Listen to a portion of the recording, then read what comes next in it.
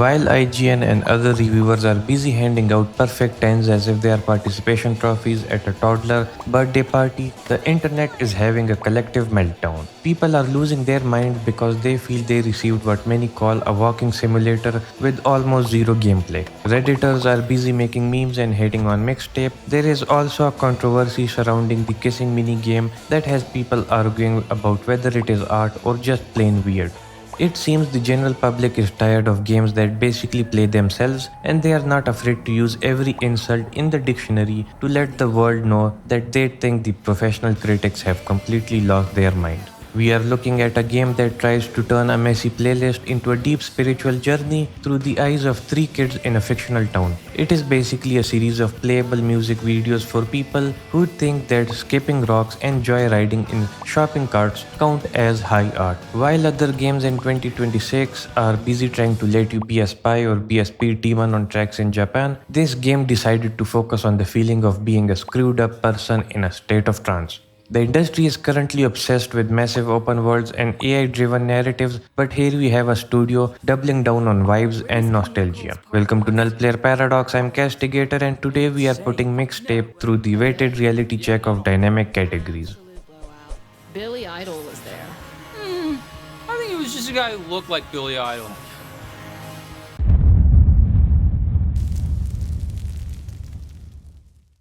Mixtape is a narrative-driven adventure game that was released on May 7, 2026. It comes to us from the Australian developer Beethoven and Dinosaur and is published by the folks at Annapurna Interactive. You can find this experience on Windows and the big consoles like Xbox Series X and S along with PlayStation 5 and even the Nintendo Switch 2. The game takes place in a town called Blue Moon Lagoon in Northern California during the very last night of high school for three best friends named Stacy Rockford, Van who goes by Slater, and Cassandra Moreno. Stacy is an aspiring music supervisor who has put together a special playlist that basically acts as the spine of the game. Each song on this mixtape triggers a dream-like memory for the group as they head to a legendary party. It is a story about growing and unrequited crushes and the general weirdness of growing up told through a lens that feels like a hallucination.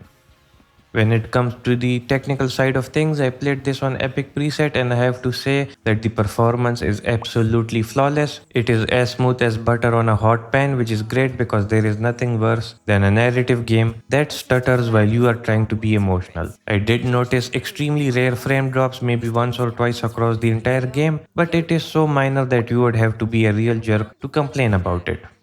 On the side of bugs and crashes, the news is mostly good as it did not crash even once and I did not see any major glitches. However, the game did get totally stuck one time, which was quite annoying until I miraculously fixed it. There are also some rare moments of shadows and textures flickering or popping up, which reminds you that you are indeed playing a video game and not actually stuck in a teenager's brain, if this kind of game can be called a game, that is.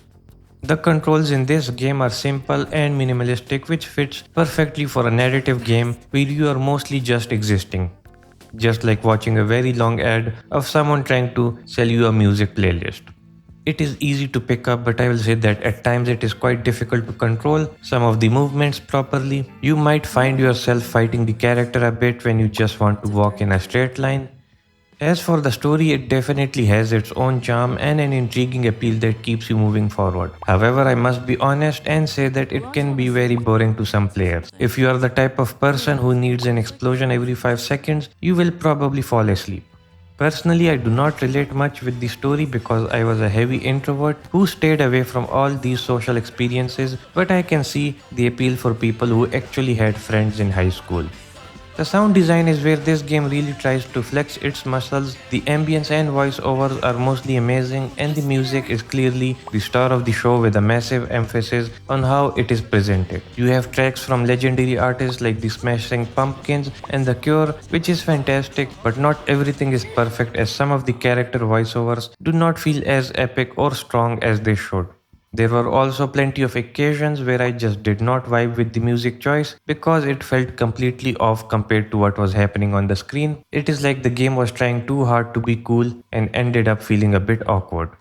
The environment and world design are genuinely perfect. There is a massive focus on environmental storytelling, and the details are so good that you literally feel like you are living there. You can almost smell the stale air of dilapidated dinosaur theme park. On the visual side, the aesthetics are awesome and everything looks beautiful. They use the combination of warm hues and stop motion inspired animation that looks great.